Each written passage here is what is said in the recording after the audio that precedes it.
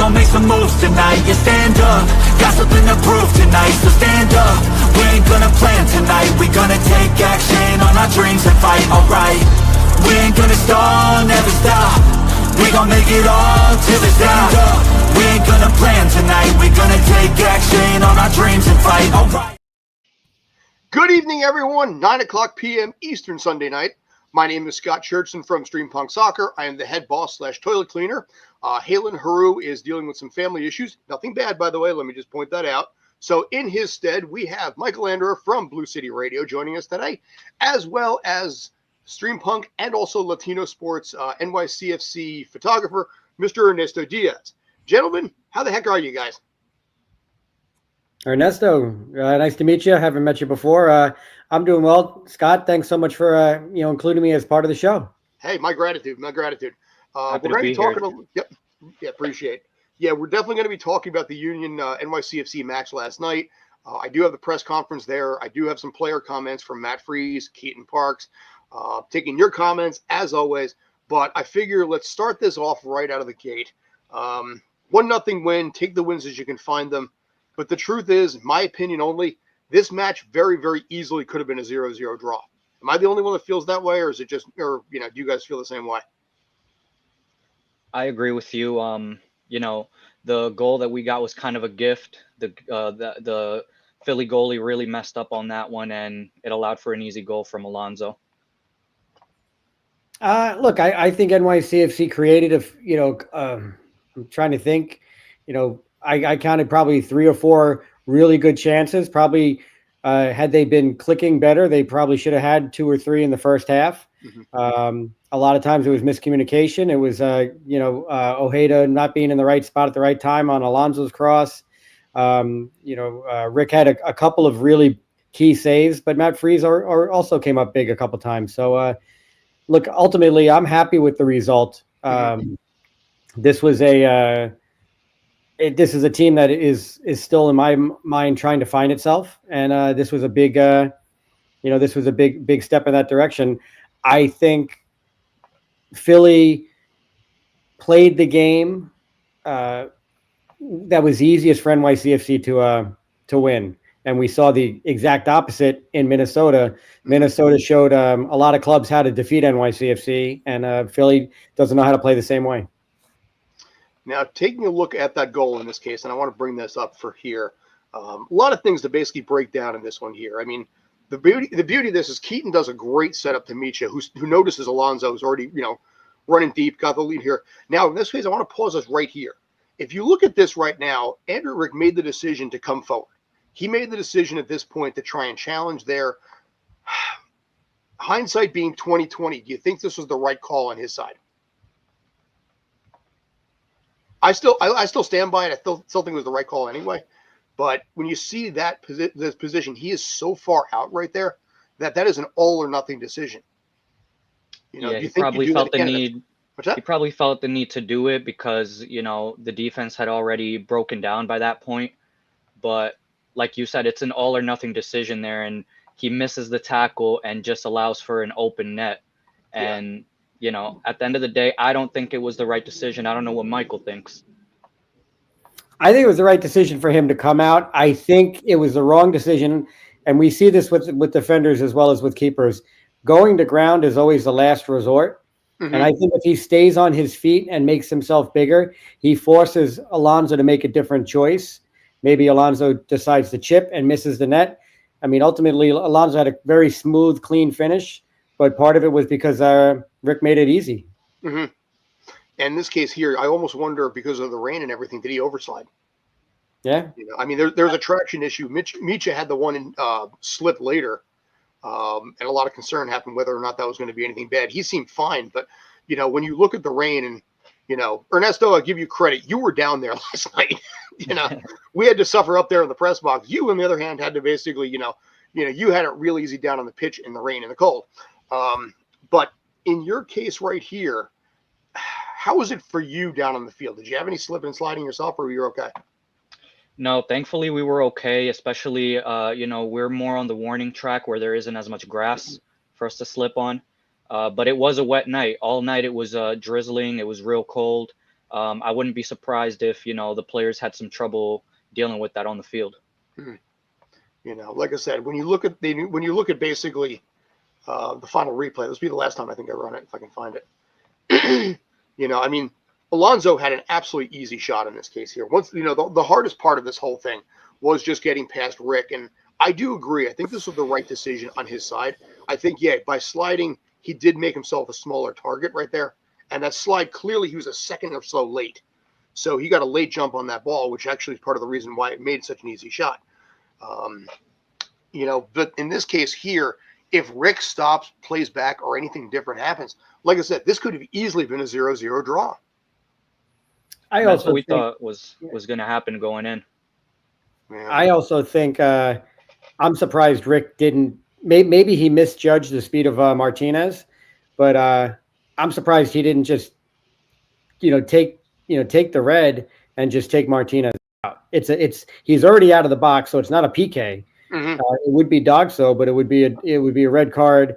You're in 55th minute. You're at that point you probably expect your team to play for a 0-0 draw at that, down a man. You make that commitment. I think I'm surprised he didn't, aim right for Alonso and just make sure he didn't get past him. In hindsight, maybe that was the idea. That could have been done as well. But in this case, with Blake out, I forget who their number 3 is at this point. I'm forgetting offhand, but you said he's outside the box, so it would just be, a free kick from there. Yes, he'd be punted out, or somehow if he's lucky, yellow card only. But it's not a bad call, I think, in your case, the way you're thinking about this. But given the fact that, like I said, NYCFC only had 2 shots on goal the entire night, and honestly just 11 in total. If you look at the numbers there straight up, Philly had better numbers as far as shots go, shots and shots on goal. NYCFC, I think last week against Minnesota, I think had 23 shots and only 4 on target. We'll talk about that in a little bit, but in this case, only mustering 2 shots on goal the entire night. That's a concern to my mind also. What do you think? It's been an issue all year for the squad, especially speaking to what one of our commenters said. Most of the goals come off of rebounds and mistakes made by the other team. And I think they need to get a little bit better with not only getting better shots on target, but also not strictly depending on Alonso to be the guy to score. Well, look, we saw Micha take 3 shots. I think probably at least one of them was a good decision, but he skied 3 of them. Mm-hmm. I think Keaton skied 1. You come down to this question of very similar to the Minnesota game. You just want them to take shots. You just want them to, obviously you want them to be on frame, mm-hmm. but you want them to be taking those chances. And we've seen it offensively from this team with Janssen being a head coach. He wants the players to take more challenge, to take more risk. So in their mind, taking more shots, even if they're from difficult angles, might be part and parcel of that mindset of just taking more risk, especially when you're in the offensive third. I have liked the fact that the team this year has been more aggressive on rebounds. Previous years, a rebound happened, they weren't really ready to just jump in and take charge. Not this goal last night, but a lot of the goals they had. The Ojeda opportunity yesterday, yes, the shot went wide and pretty badly, but it came about because of the rebound, and that's what I'm liking to see in this case, where the opportunity, the second chance, third chances, which I don't think happened too much in the last couple of years, has led to the team becoming more of an offensive threat if they can figure out how to gel this thing. If they can work a little bit on their touch too when they shoot, they could be a dangerous team to deal with. Yeah. I look at, like I said, in this case here, it is a win. Take it as you can find it. Right now the team is actually still only in 10th place overall. So expected a little bit better. Expected a little bit higher in the seedings. But you know what? You took down a Philadelphia team at home. You clearly needed the win in this case. Because, in this case, I forget who I was talking to yesterday. But I think it might have been Matt Mangum. But if this team suddenly went winless in 4, and God forbid 3-game losing streak, I think the players themselves were afraid of what Pascal Jansson's going to be like tomorrow. Dude, this is not the Nick Cushing mentality where it's like, you know what, you guys gave it. I'm proud of you. I believe in you. Pascal Janssen is not afraid to call people out in the locker room and say, you need to do better. You need to do better, Senator. And as a result, it's not something that the team takes lightly, where the Good Try Award might have existed the last couple of years. But this year, there is a little bit of a fear inside that team, knowing that everybody is replaceable. I think even Matt Freese knows he's replaceable, depending.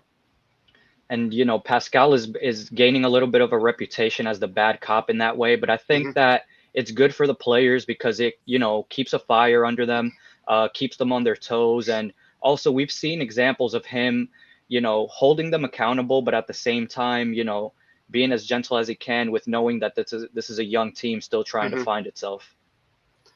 Scott, I'm just curious, your most recent comment after Atlanta, the game they played against Minnesota, I didn't get that impression that they responded the right way. And obviously Pascal said the same thing in the post-game press conference. So I don't know that even this game makes me think, okay, they're hearing the message. I think that's my biggest concern is I don't really put it on the players. I mean, we've talked about it. It's talked about all over the place. This team has no depth. It goes back to who's going to make, Alonso Martinez is not feeling worried because Baccarat's on the bench. Burke Reese obviously wasn't feeling too much worry with Justin Hack taking his spot. Now, am I saying that Burke doesn't, he's not trying hard enough? No, but that start in against Minnesota kind of proved there was something going on that, he didn't have it together. Yeah. But I think he also set an example with Agustino Ojeda showing up late. He was honest about it. He said, he showed up late. We still gave him game time, but he didn't start because of it. And it's something that I think, like I said, Alonso Martinez right now, he's at 5 goals for the season. Nothing to sneeze at by any stretch. He's been exactly what the team has needed. So, yeah, okay, he is probably pretty safe. But the reality is, if he starts to flounder, and I'm going to get comments for saying this, but let's just say Baccarat picks up, yes, Alonso could be in jeopardy. I think Pascal Janssen, and he said something in one of the press conferences, I think it might have been Minnesota. He had said that, no one is above the team, not even me. And that's where I think everybody realizes there's a little bit of fear of loss, where they realize that anybody, not just basically inside NYCFC, but also, the second unit or anybody if they decide to bring somebody in, everyone realizes that they're playing not to lose. They're playing with the mentality that, my job is not safe. And I think that fuels them a little bit further, kind of like Caesar burning the ships. And I think that's what Nick Cushing didn't give them last year that they have this time around. Just my own opinion. I agree. In a way, too, I think it'll help the guys that come off the bench kind of play a little bit more freely, knowing that, those opportunities aren't promised. And, for example, at the striker position, Baccarat is usually the guy that comes in. I wouldn't be surprised if we see, Andres Perea get a little bit more opportunities now that he's back and healthy. We need a little bit more different looks. And I think that's one good thing that I agree with Pascal with, just trying to trot out as many players as you can out there and see who actually works for you. Well, and we saw that last night with Fernandez taken out, coming in for Maxi. I had asked the question on Twitter a couple of weeks ago, how many minutes people think Fernandez, Ojeda, and Wolf are going to see on the field together. And I think, we saw 10 minutes of it yesterday because Maxi needed a break. And I was actually surprised Fernandez slid into that role, but you kind of saw that it was very fluid, very similar to NYCFC teams of old, where the front three or the front four really could play in any position, and they just kind of shift around. And I think you saw that with once Fernandez came on the field. Right now, I was going to say the comment that came in, I'm just going to put that out there. No love for my dude Monsef. I'm sorry, no love for the guy. And see, that would actually probably would have worked out really well in that Atlanta match when it was tied 3-3, because I believe Pascal Janssen said, if you need to, kick the ball out of the stadium. But looking forward in this case here, we got 2 matches on the horizon, and we'll go to the press conference stuff and everything in a minute.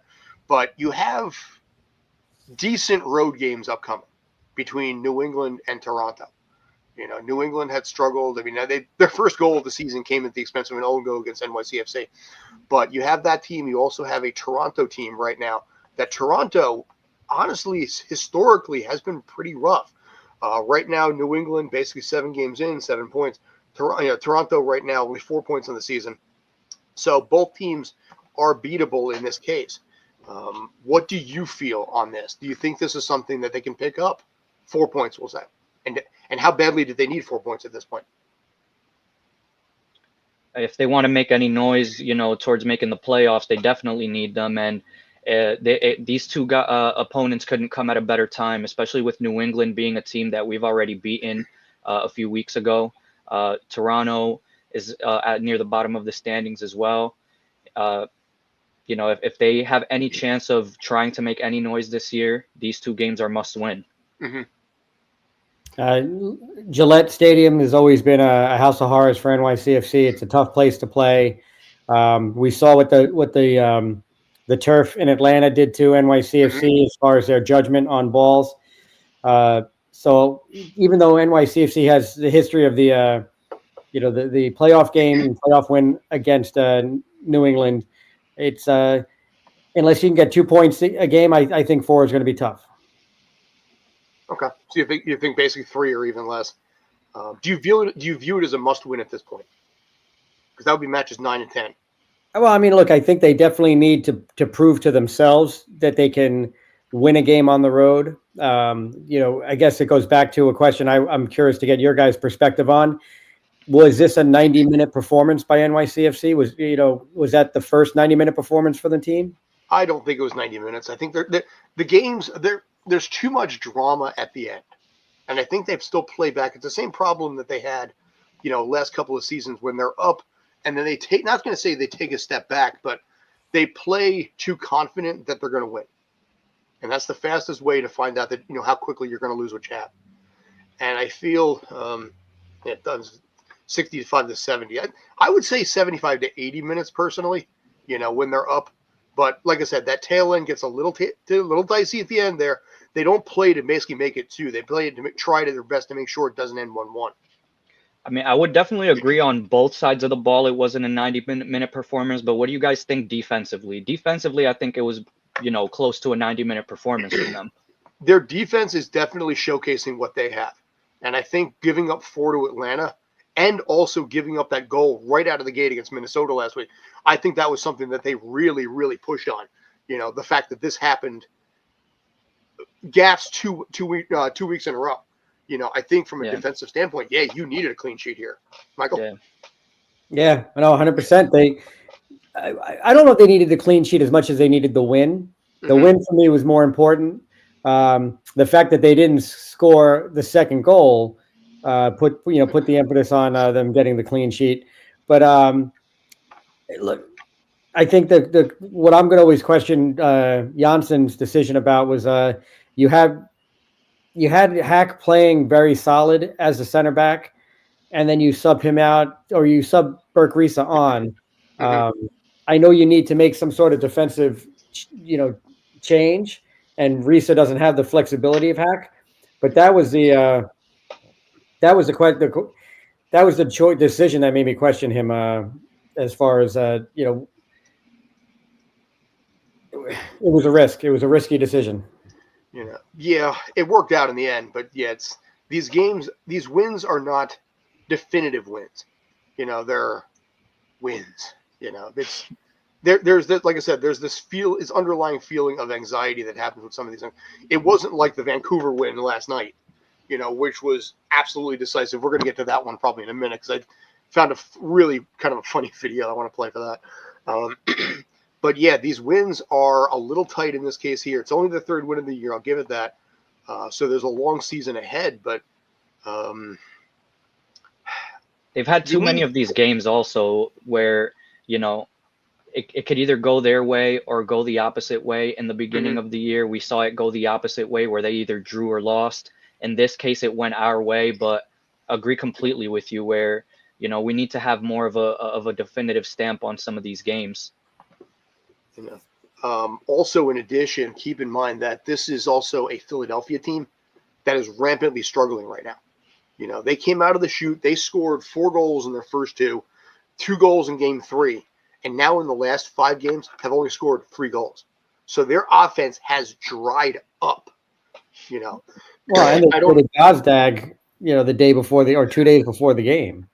Yeah, okay.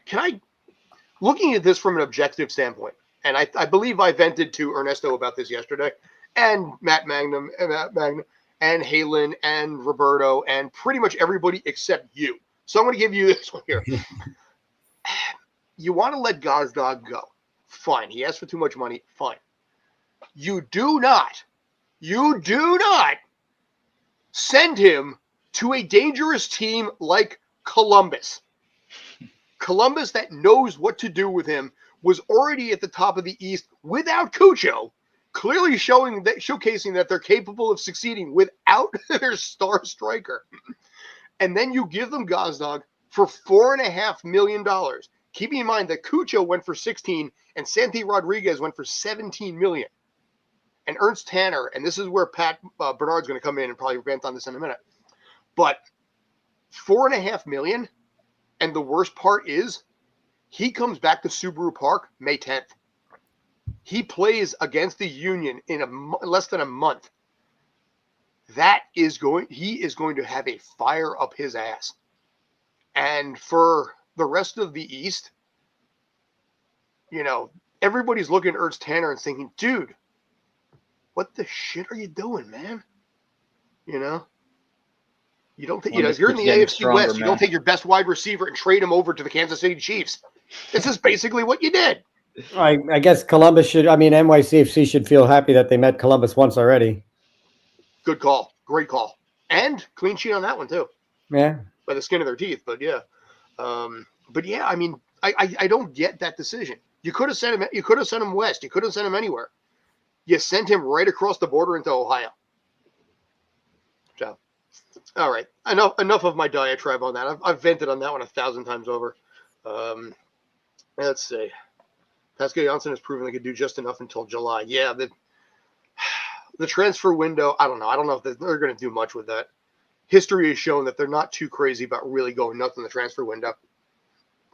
Well, if you remember, what is it? Didn't Ojeda, Fernandez, and Risa all come in the same transfer window?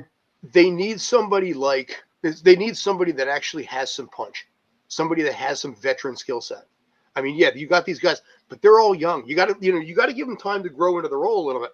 But you need someone who can get on that pitch immediately and make an impact as a leader. And that's where my concern is with this next transfer window. So, yeah. Saquon to the Eagles, yeah. Not gonna even get reminded of that forever, man. Dude, you know what? I don't blame Saquon for going over there. I don't. You know, I mean, he's from PA. You know, he has family there. The Giants could have taken him. Joe's not though. But anyway, so this was from last night. This was Keaton Parks talking a little bit about match number 200 and everything that basically happened there. So, get your thoughts in a second. Grateful for all the people, staff, and players. And I'm happy to reach that milestone. I wish it was earlier with the injuries that I dealt with here and there, but overall, very happy to be here. After 2 tough losses, just how important was it to bounce back tonight? Yeah, we absolutely needed this. Like I said, they're very winnable games that we let go and dropped points that we didn't need to. So it was big for us to win this one before going back on the road. Yeah. What do you think, gents? Congratulations to him on 200 appearances. I agree with him. He dealt with a lot of injuries. I think the one thing that surprised me, and maybe I heard it wrong, how long has he been here? Has he been here 7 years? Yeah, I bet, yeah. That's the part that I was like, wow. I mean, that flew by maybe because a year and a half, or he was injured, so it really feels like 5. But you talk about David Lee and his decision making. I remember one of my co-hosts criticizing David Lee that the only, the biggest move he made was re-signing Keaton Parks. And now it looks like, it was one of the best decisions he could have made, because look at Keaton and his flexibility, positionally. And I think he's also, as much as he has had so much success as an 8 in previous seasons, or that double role with that double pivot, with Sands, I think seeing him play along Johnny Shore, he seems more confident, and he's a little bit more stay at home, but it's suiting his game better. Yeah, and it's funny because you look at him, you look at Hack, and they talk about Johnny Shore, and you mentioned Johnny. I mean, the kid is showcasing, what he is capable of, and I think there's a lot to be excited about in this case, both for the fans and the players a little bit too. Saw a little bit that was Malachi Jones last year. Hopefully this kid has better luck. Yeah, it's really important to have, as a club, a player of Keaton's magnitude where, they're a consistent presence in the lineups, somebody who's become beloved amongst the fans and the community. It's always important to have a guy like that on the squad, as well as help be a presence of a leader for a young guy like Johnny Shore. They've referenced it a few times throughout the season, and congratulations to Keaton. Also, double congratulations to Keaton. I'll post the video up a little bit, probably Tuesday, I think. But he wrote a children's book, and this is something that I found out actually only last week when one of the fans told us about it. He and his wife wrote a children's book and about being in soccer and everything like that. Not from the analytical, but more from like the kids' perspective of playing together and everything like that. So props on that. I'll write up on that a little bit. But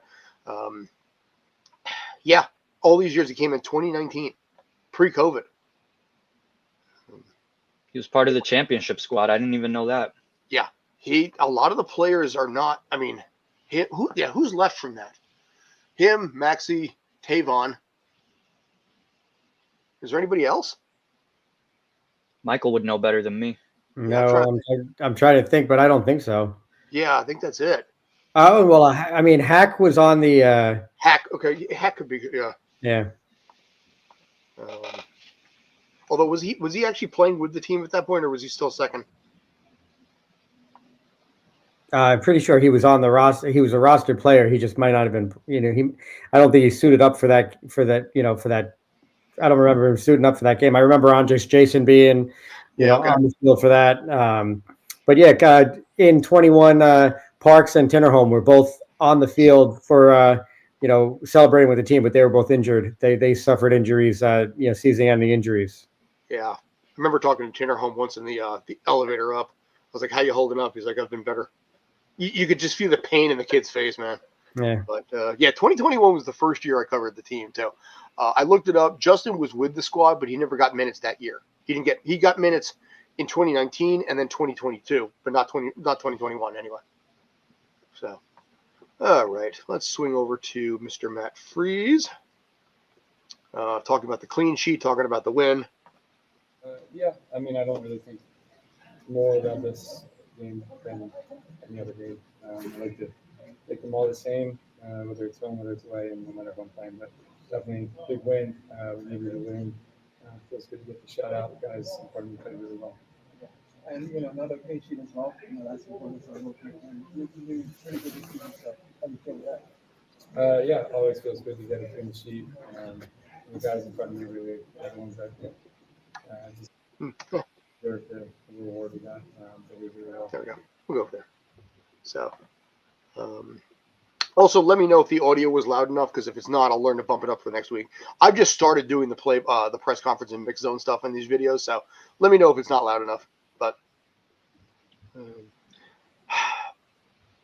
let me ask you this: with Matt Freeze being the leader that he is back there, how much longer do you see him playing with NYCFC? Do you think he goes through 2026, or do you think he's done by 2026 in New York?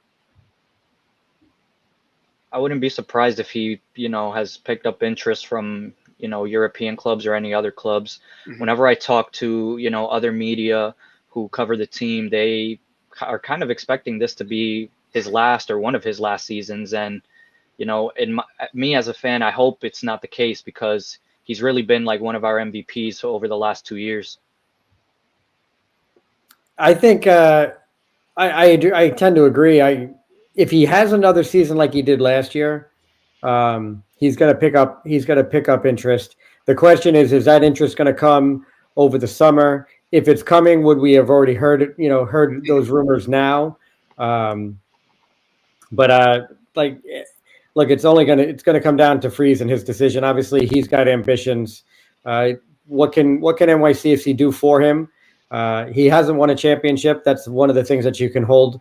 And if David Lee and Pascal Janssen give him a belief to think that he could rise to that level and earn a championship, then then that's it. I don't know. I can see him going. I can see him going mid 2026. To be honest, I can see it as a mid-season, especially at this point. He is now, by the way, I just looked it up. His save percentage is now back over 71%. 2 matches ago after Atlanta, he was down to 66.7. So he's now back up in the 70s again, where he's used to being. I think with the 2 matches that are coming up, like I said, Toronto and New England, I think he bumped that save percentage up a little higher. But he is drawing interest, not just because of his work ethic and everything like that, but his mindset as well. He has a very Zen leadership aspect. And I think Ernesto, I think you said something about this because you watched firsthand, like from the field, Matt Freese versus, like, say, Luis Barraza. When Barraza was goalkeeper, and you'd noticed a stark difference. I think, correct me if I'm wrong, but a pretty stark difference in their approaches to the players in front of them. Is that right? Yeah. Barraza was more of a vocal guy. You always saw him really animated on the field. Freeze isn't as much, although you kind of saw him a little bit out of character a couple of weeks ago. It was a little different, though. Exactly. But, I think Matt Freeze lets his play do the talking more. Barraza's great, mind you, but he's just not as vocal as Barraza was. In this case, by the way. Yep, go ahead. I'm curious because Davi mentioned before something about KDB coming in for 2026, and he hopes that Matt Freese stays. What do you guys think? I've been hearing a lot of people have high hopes for him, joining the club, but I just don't think that that's a realistic possibility. I don't see it. I don't. De Bruyne. I don't, unless David Lee can convince me, that he's willing to go out and get Kevin. I don't see it personally happening. But listen, I'm okay being wrong, and I've been wrong 1,000 times. I mean, I'm married; it comes with the territory. But I think if he gets, yes. So if he comes in, great. I just, like I said, I don't necessarily see it happening. So I just don't see us paying that salary. I could see De Bruyne coming over because he's a free agent at the end of this, so there's no transfer fee. But and I mean, unless you're thinking about it from a perspective of saying, well, you don't have to pay the transfer fee. You just move that money that you were going to spend. It does give you a little more room to pay the salary. But Trey Fillmore was saying on his show that the speculation is that De Bruyne wants to be paid Insigne type money, and I think Maxi and Thiago Martins are 2 highest players, or Maxi was. I don't think Thiago's getting $2 million a year, I think. Yeah, Keaton's getting just shy of $1 million. Yeah, so that's a huge jump to jump into double digit $1 million salaries. That's where I was going to go to. Like, he seems like a prime player for a team like Miami who doesn't care about spending the money to get. Yeah, but the problem with Miami in this case here, and I'll bring Pat Bernard in a second. The problem with Miami is the fact that they are reaching panic mode. They're going to turn into basically, George Steinbrenner's Yankees. If they don't win a title with Messi, there's already talk that they're going to extend Messi's contract and everything like that. But they were straight butt embarrassed last year. And I did a video earlier in the week about the best of 3 and how I'm one of the rare people on the planet that actually likes the best of 3 format. But the best of 3, like it or hate it, it did show that Atlanta was the better team in that series. The only thing I could say is if Miami wins, look, they've got a lot of work to do, but can they win CONCACAF Champions Cup? What's up, gentlemen?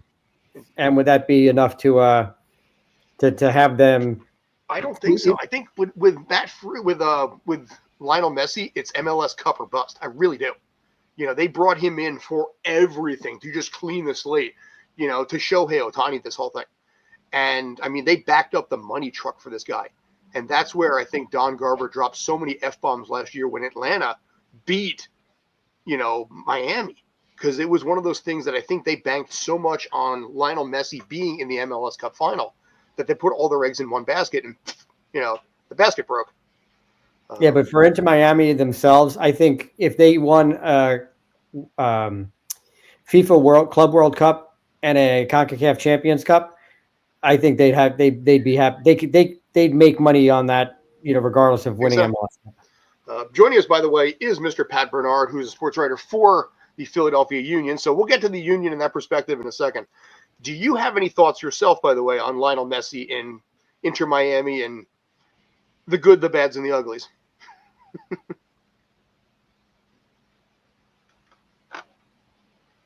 I think that was to Pat, right? Yeah. Yeah. So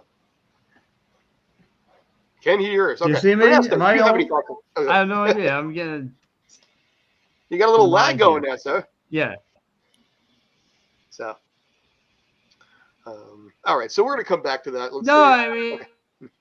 I mean, yeah, I know it's weird. It's weird. I don't know what the heck. I don't know what's going on here. But yeah, you're absolutely right. I mean, listen. This is a make it or break it for Messi. You're right. It's you're here to bring Miami championships. You're going to get hate on this one, right? You're going to have to just deal with that. So, but I don't know. Ernesto, do you have any thoughts on Messi? As someone who's photographed him, by the way. I agree with what you guys say. It's kind of a championship or bust. He's already gotten them a Leagues Cup, a Supporter Shield. The only thing that would kind of be missing is that MLS Cup.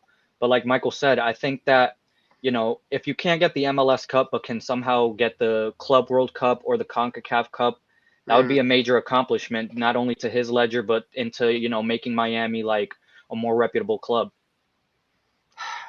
I agree with that, but I think if they don't get the MLS Cup, there's always going to be a little bit of an asterisk. Oh, there's definitely going to be an asterisk, but it's less of an asterisk if they went empty-handed with Messi here. That would be huge. But sure. Well, and I agree with Davi. I think a CCC is, I mean, it's the next level of MLS Cup. Now again, how they, MLS Cup is great. I love the star over NYCFC's badge, but I wouldn't consider a team a failure if they won other trophies. All right. So other than Supporter Shield, we know the Red Bulls don't, their Supporter Shields don't mean anything because they don't have the championship. The team that wins the Supporter Shield doesn't usually win the title anyway. Yeah. I mean, look at New England, 4 years ago? But I don't know. I mean, I think in this case here, they brought him in to clean the slate. Am I working now? So far as I can tell, yeah. So how many fingers am I holding up? Yeah. But yeah. Good.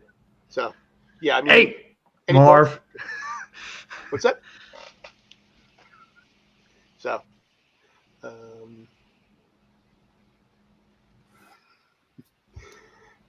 Pat showing off his again. Framing himself in this case here.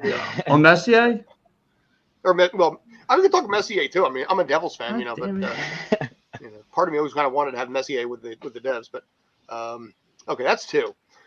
Anyway, here's what I want to do. I wanted to actually go a little bit off topic. If you don't have a lot of information on this, don't sweat it in this case. But you guys may have heard that the MLS schedule is staying put, that they're not actually changing to match more in line to what the European calendar is. I don't know if you guys had any specific thoughts on this. I don't think this is any win scenario. I don't think there's any way they can do this without shortening the schedule, which personally I don't think they'll ever do. But just out of curiosity, do you guys have any opinions on that one? I do. And the strongest one, I don't know if people are going to agree with me on it, but it's the whole factor of, the seasons that they play in are during extremely cold weather. If they do want to change, that season format, they're not scrapping it for good. They can always come back and proceed with changing it. But I just feel like it'll be, at a great disadvantage to the teams that play up north, the winters here are harsher than they are in Europe. Even though they play in cold weather out there, it doesn't get as bad as it does over here. And I feel like it would put them at a major disadvantage, and it's just not conducive to getting fans into the stadiums. It's too much of a risk doing that stuff. But I'm curious what you guys think. Michael, you got anything? Look, I think the infrastructure. When you think about Premier League, obviously they're always going to be the measuring stick for decisions like this. One of the things that I remember hearing about the Premier League is with all those stadiums being soccer specific stadiums, the fields themselves are heated. So the stadium will be cold, but the fans can bundle up. They can dress. They got to dress to ride the bus, to get to work, to even whatever they need to do. It's the players that have to worry about it. But on the field, I think the coldest stadium is like 55 degrees because of the pitches that are heated. Obviously, in the lower leagues, it's a bit different. In MLS, Gillette Field is not heated. So there's a lot that the teams would have to figure out. I do agree from a transfer window perspective, it makes a lot of sense. Having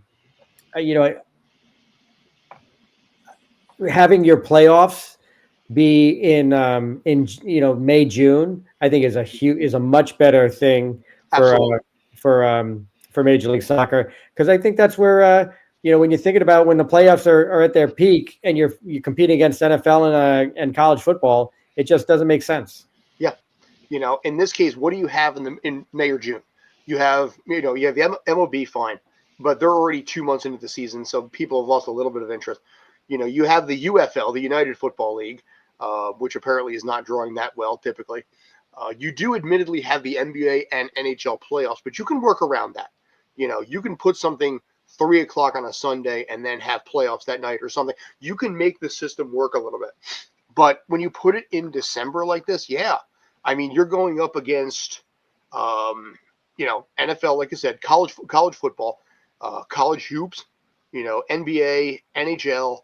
There's 5 right there, and as a result, when you also have something behind, such as, being behind the paywall like AR with Apple TV, you're hurting your ratings in the process as well. Yeah, the NBA ratings aren't that great, but it is still competition that you're battling in this case. That's a good question. And look, who knows how much influence they did or did not have over it. But did Apple have a say in what happened? Did Apple say, "Hey, look, you could make the move, but don't make the move while we're still under contract because we didn't agree to having you guys move change your schedule"?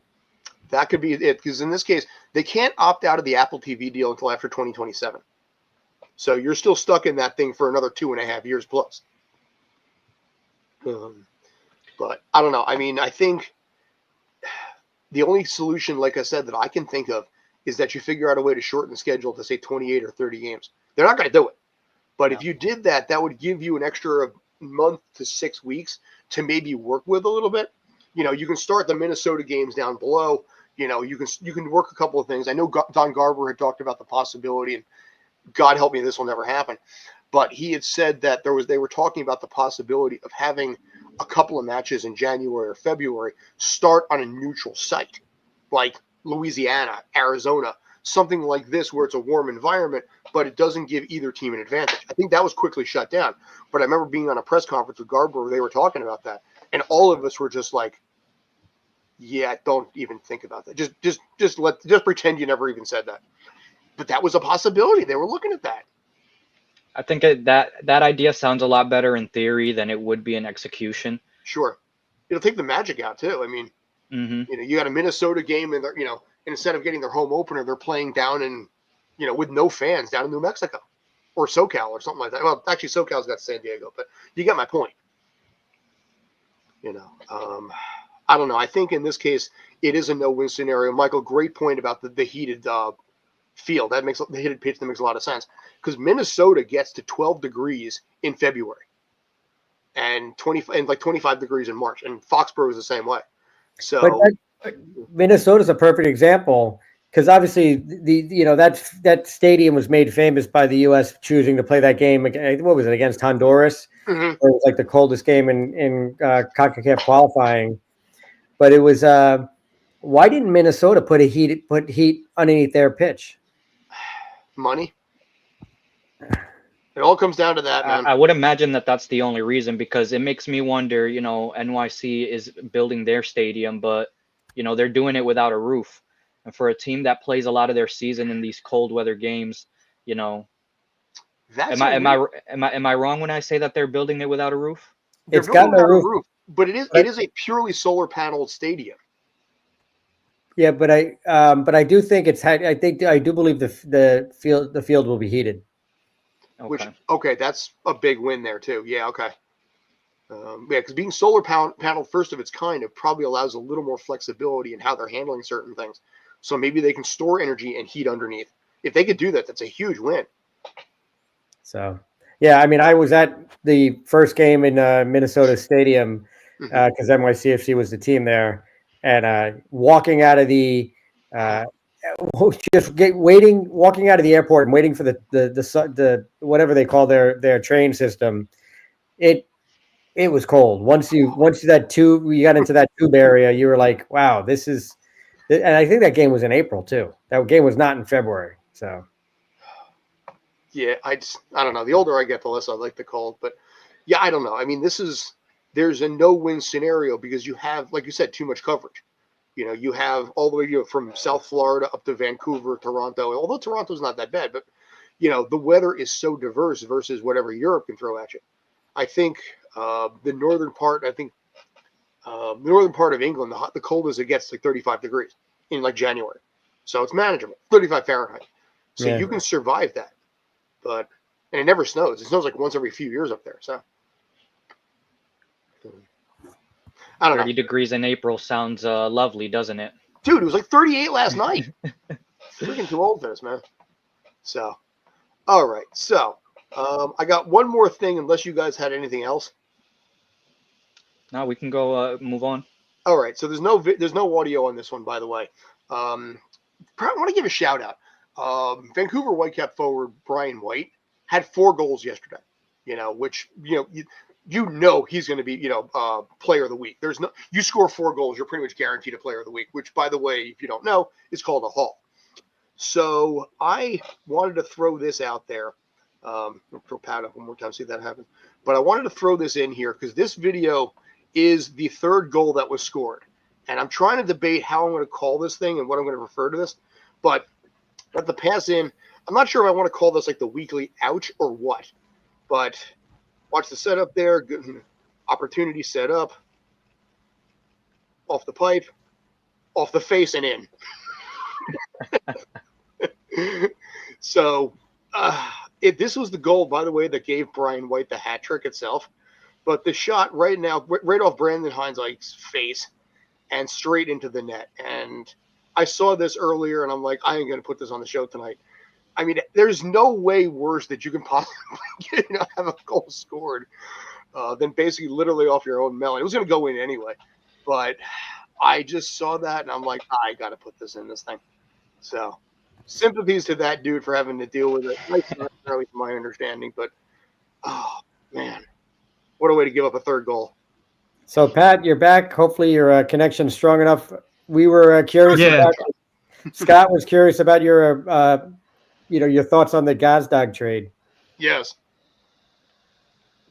It's crazy. I'm not in favor of it. I'm still trying to understand it. I mean, I think I have an idea of what's going on behind the scenes, but still, I mean, to me, fellas, it's just crazy because this is the guy who led this team in goals last year, penalty goals, you name it. I mean, he's your marquee guy, and you just move on from him.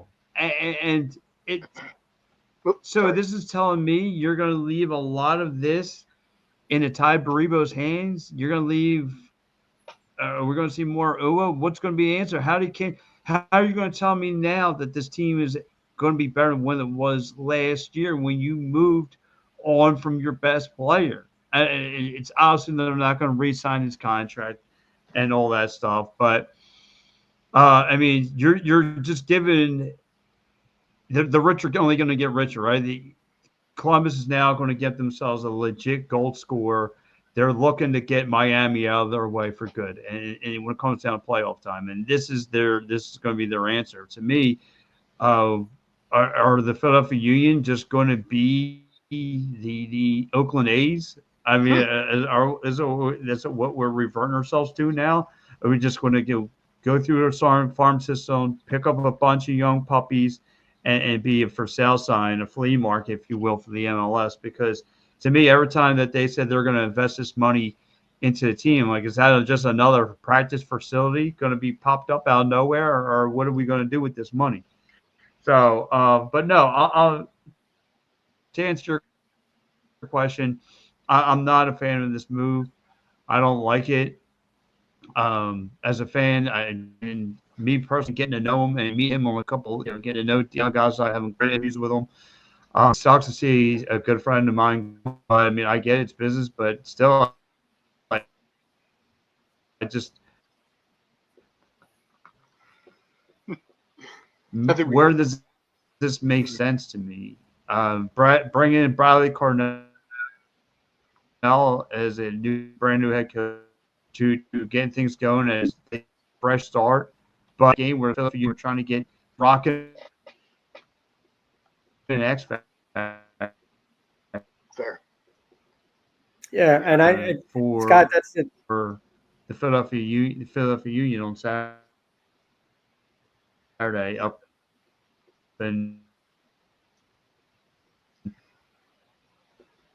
Scott, I was curious to think.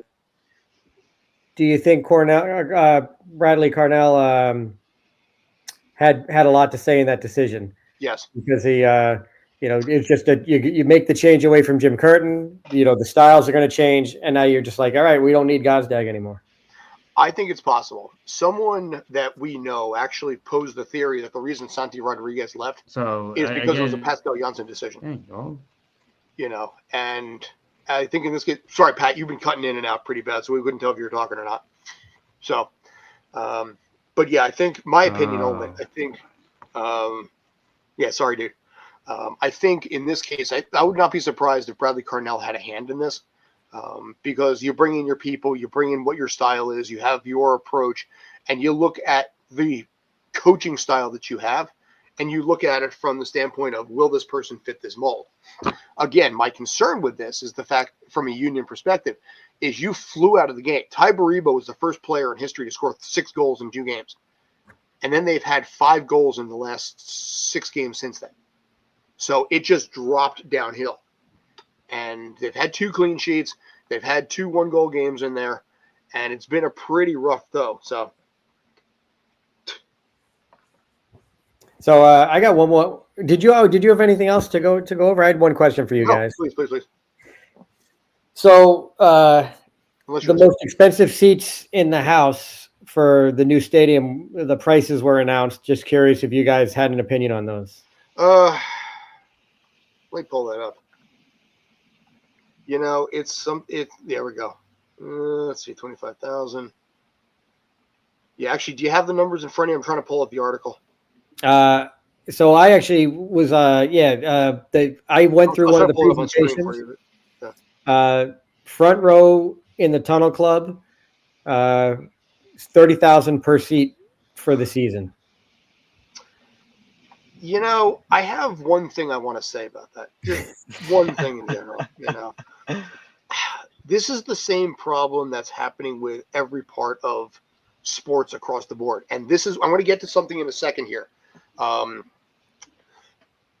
You see what happened with Red Bull Arena or Sports Illustrated Stadium, where they took the press box area where you used to be, moved across the other side, and then you put this executive section in there for all the highfalutin people who can afford such things. You're going to price out your average person, which is part and parcel to the league in general and how things are going. But in process, what you're doing is you're turning your fan base away from that towards other leagues and other interests.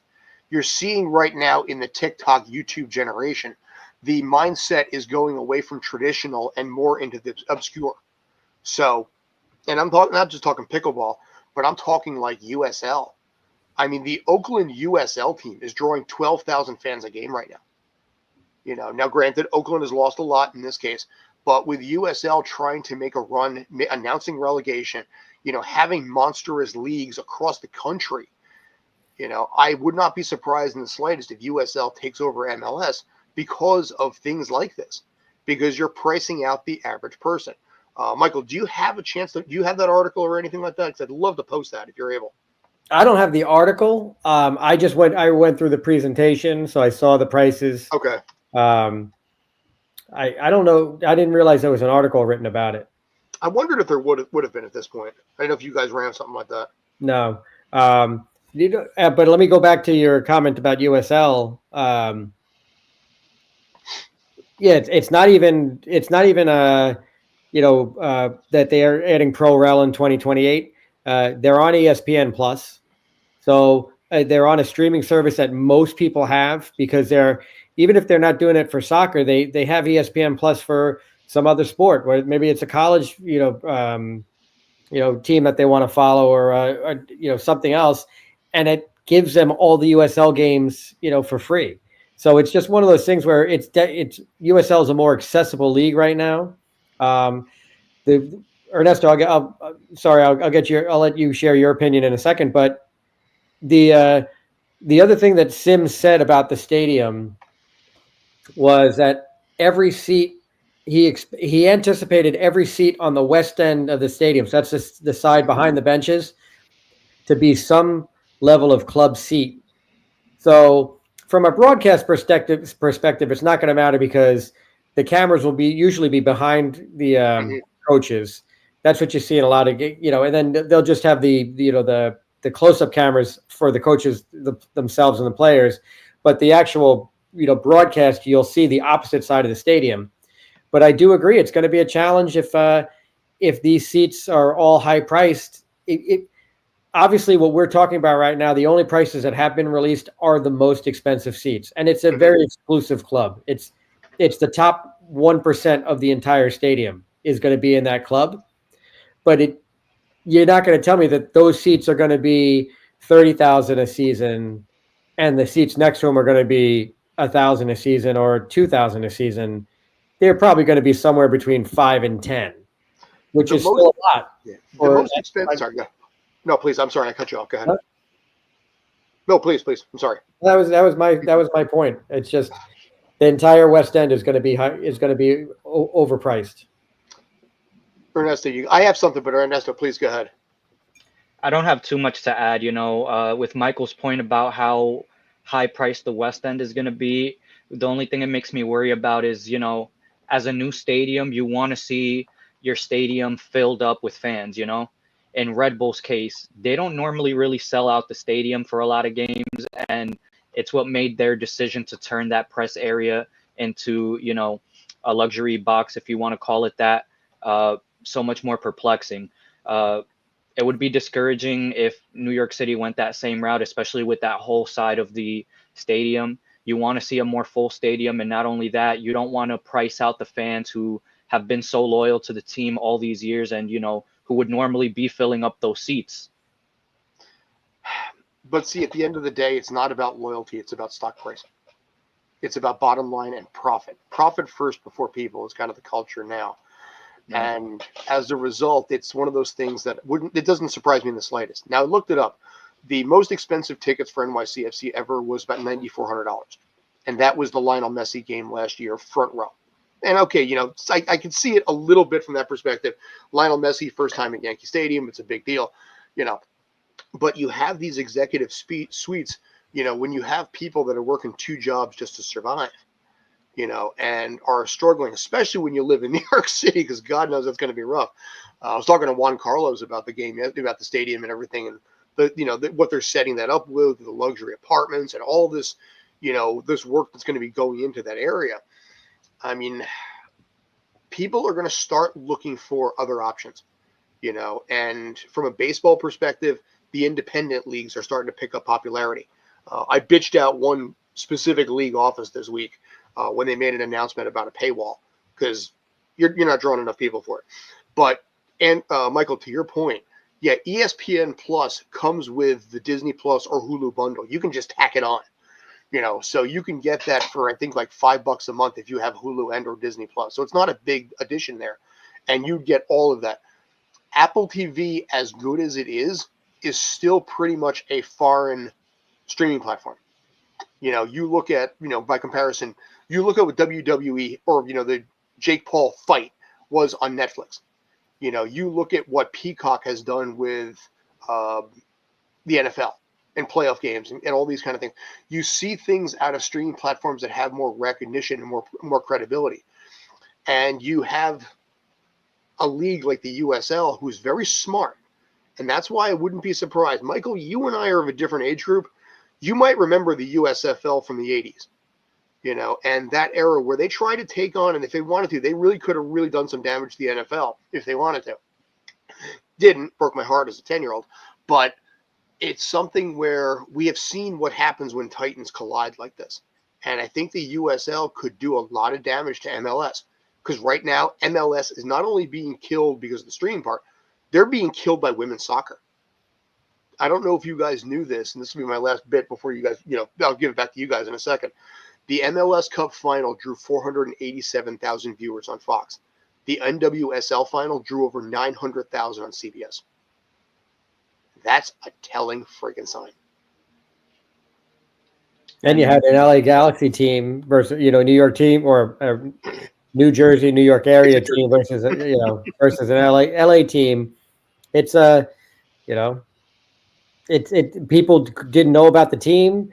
Even MLS is onside. Yeah, the reviews on that show are not great, and it's another thing. You want it to be something that entices people to to watch the league, but the show they want it to be like an F1. They had the same people who made F1, but F1's on Netflix, and onside is on Apple TV. One of the I don't disagree with you guys that USL is in a better position in terms of the streaming wars than MLS is, because they're on Apple TV. But don't sleep on the fact that ESPN Plus has been losing subscribers over the years, I expect them to start losing more because they're going to raise the price of the streaming service for the upcoming 2 years. So I don't think USL is in the best position they can be. I feel like the MLS's best play really is to get on linear TV, try to get away from the streaming for now. If they're going to get on streaming, they should probably try to make a play for, ones that are really accessible, like Tubi, for example. Well, and keep in mind that USL, they're on ESPN Plus, but they also have the right to show those games on local, local networks. Mm-hmm. But not live, though, right? I thought they were able to be. I thought I saw a local team on a local NBC affiliate. Okay. I think some of the USL teams are allowed that.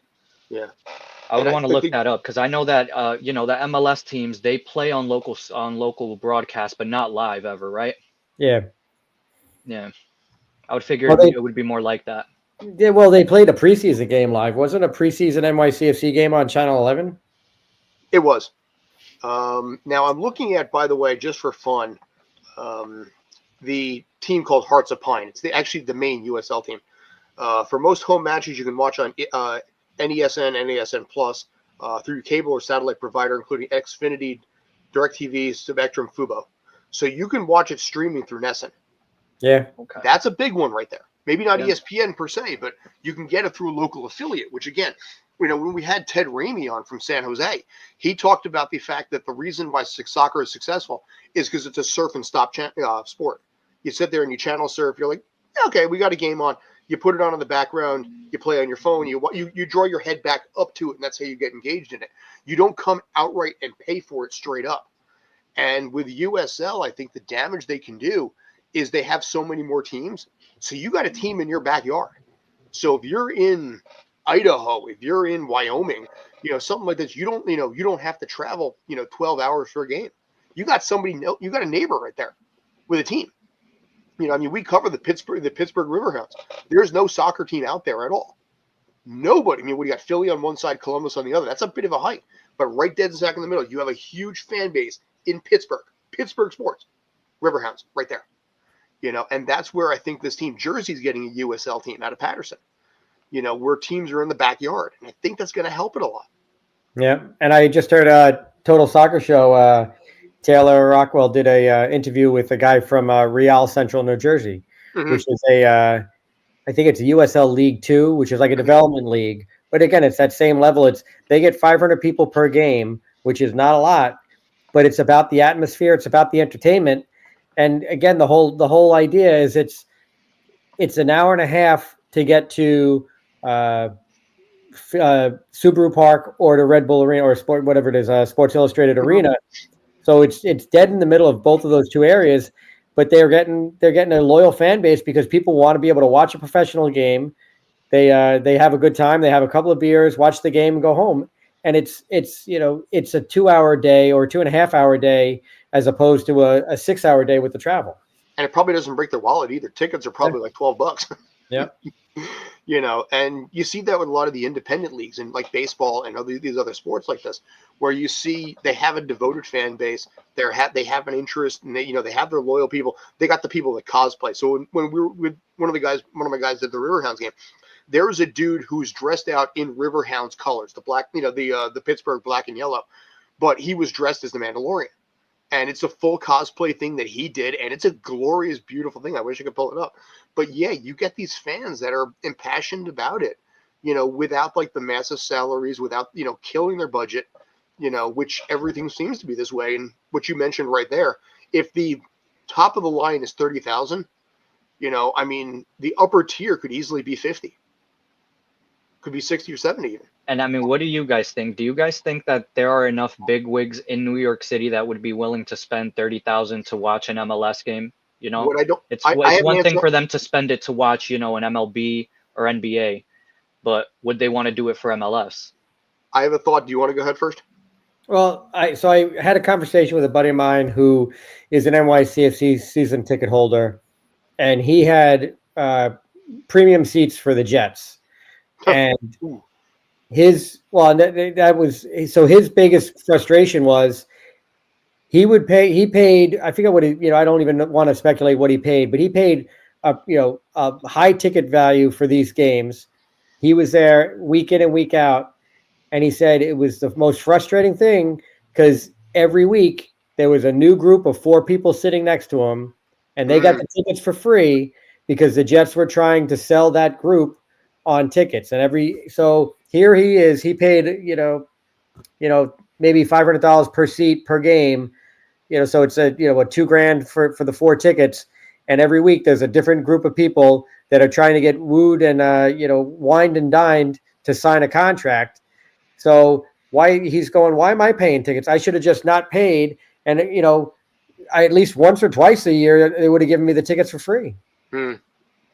What I think happens, and this is the way the Yankees work specifically, is you have these large corporations that can invest tens of thousands or even millions of dollars as a tax write-off, by the way.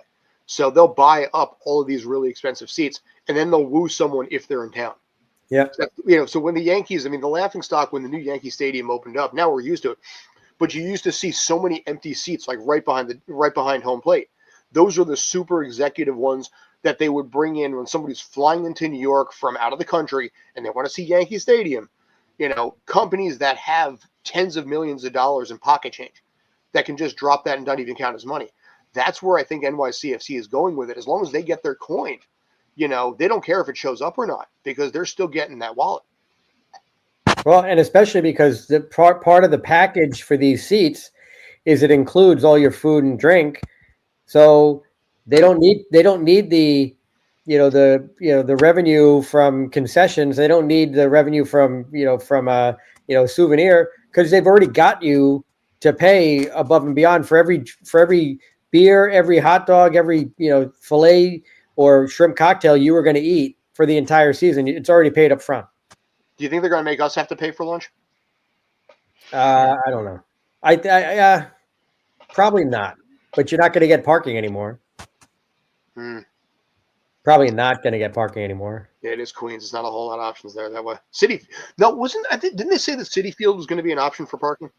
I think they're going to use Citi Field for parking. From what I understand, the a lot of the there's going to be there's not. I think the only parking on the stadium is going to be for the players. That's fair. Players and maybe what do you have 100? Well, probably not even 100 team staff. You're probably going to have players and coaches. Mm-hmm. So kick it up to give it to Uncle Stevie. So, imagine if Uncle Stevie owned that team. He's like, how much are they paying Messi? We'll triple it.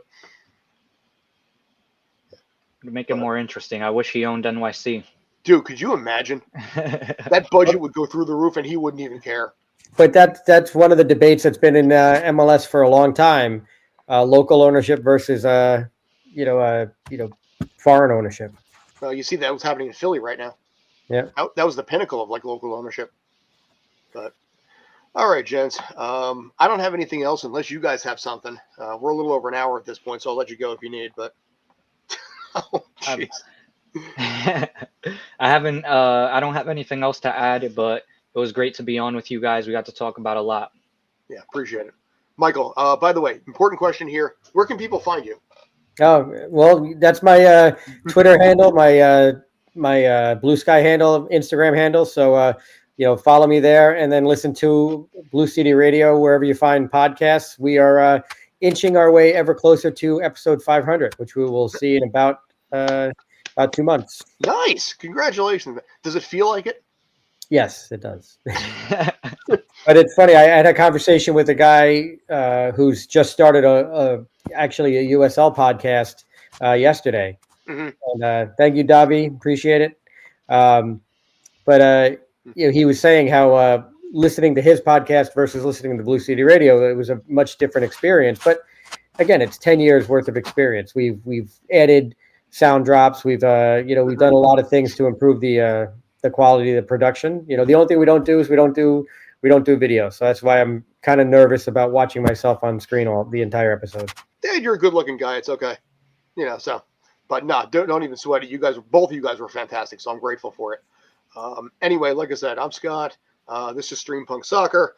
Stay tuned. We got some cool things on the horizon that, knock on wood, I can talk about probably in a couple of days here at this point.